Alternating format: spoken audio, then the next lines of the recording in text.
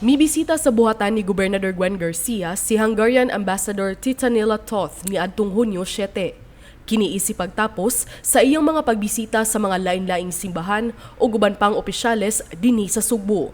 Sa ilang paghinabi, mipadayag ang ambassador sa iyang plano nga ipaayo ang Nuestra Señora del Pilar Parish Church sa lungsod sa Sibonga.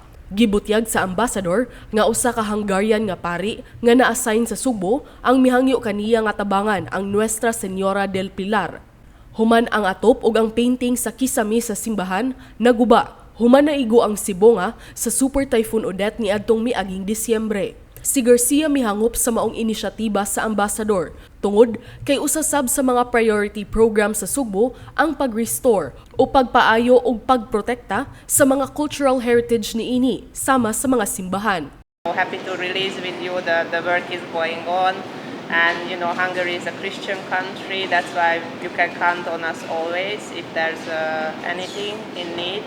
And definitely Cebu is the center of the Christian heritage, not even just the Philippines, even the Pacific. So I know the long history, and I'm very proud to be here and meeting with you today.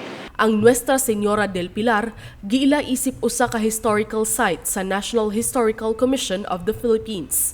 Gani si Garcia sa iyang unang termino isip gobernador niadtong tuig 2004, mitabang sab sa Nuestra Señora del Patrocinio de Maria Parish Church sa lungsod sa Buloon, tungod kay mitakilid na ang maong istruktura. We also have our own architects and we have our own consultants on restoration, repairing the roof and even going into restoration of some damaged frescoes. Isip pasalamat, mihatag ang ambassador og usa ka Hungarian cookbook og limited edition nga vase ngadto sa gobernador.